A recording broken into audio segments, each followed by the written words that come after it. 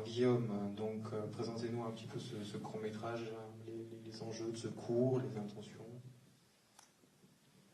Alors il faut d'abord que je précise que je ne suis qu'un porte-parole. Je me suis contenté de créer un espace à la disposition des élèves qui ont mené de A à Z ce projet, que nous ne nous attendions pas du tout à gagner d'ailleurs.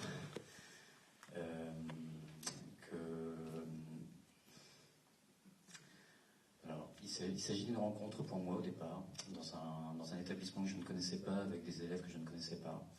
Et la rencontre avec une option qui est l'option théâtre. Des élèves qui sont touchants, qui sont sensibles, quelquefois trop sensibles, qui scolairement ont des qualités, des défauts. Et quand on les laisse faire, quand on essaie de les laisser créer justement quelque chose, ils arrivent toujours à me surprendre. Pas forcément en dissertation, pas forcément dans l'exercice scolaire, mais dans ce genre d'exercice, oui, justement. Et donc je me suis contenté simplement de laisser l'espace, superviser un tout petit peu l'écriture au début. Ils ont commencé ce projet à peu près fin janvier. C'est un groupe de 6 élèves qui ont toutes à contribuer d'une façon ou d'une autre au court-métrage. Vous avez 2 actrices à l'écran. Les voix ne sont pas faites par les 2 actrices, mais sont faites par 2 autres élèves. Et le montage a été réalisé lui aussi par 2 autres élèves.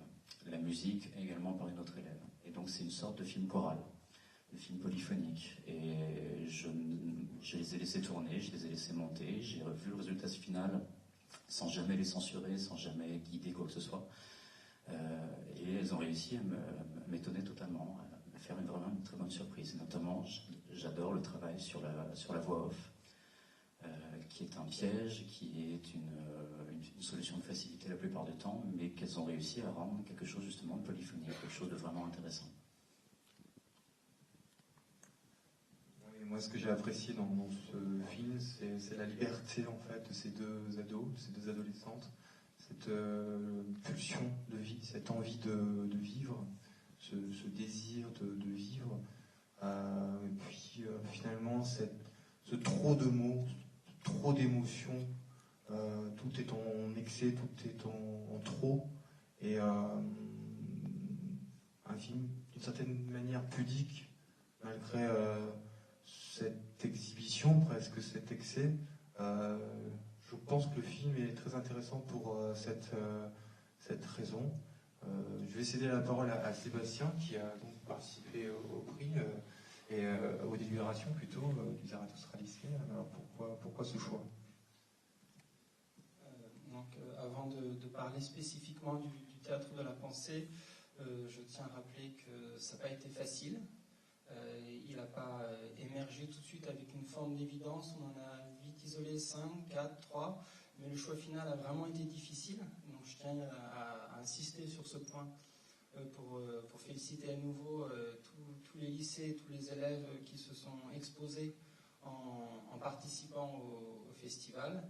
Et comme ça n'a pas été fait, je rappelle que je crois qu'on parle de 80 courts-métrages envoyés.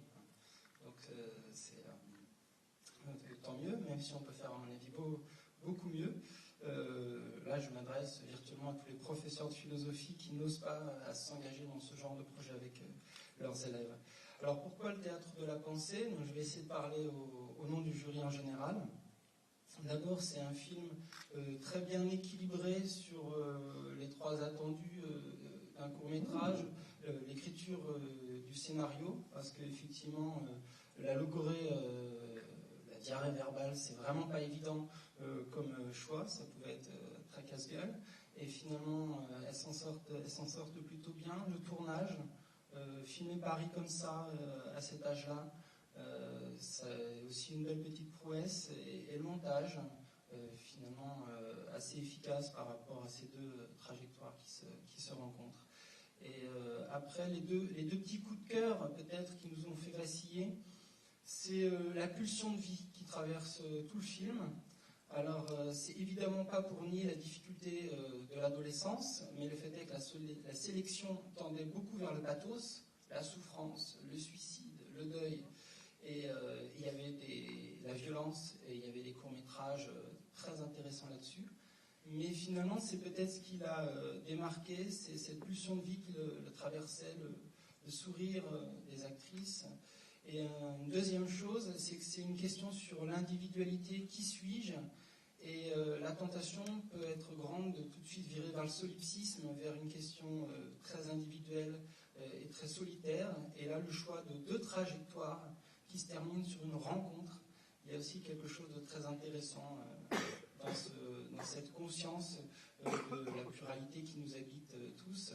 Et nous sommes, conjuguer le verbe être à la première personne du pluriel, c'est aussi quelque chose d'intéressant, et pas seulement je suis. D'ailleurs, si on veut répondre à la première question, il faut peut-être d'abord commencer par répondre à la question qui sommes-nous.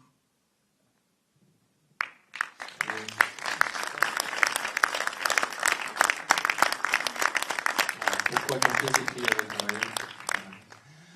Bon, je vous propose de passer donc au dernier prix. Merci Guillaume. Merci.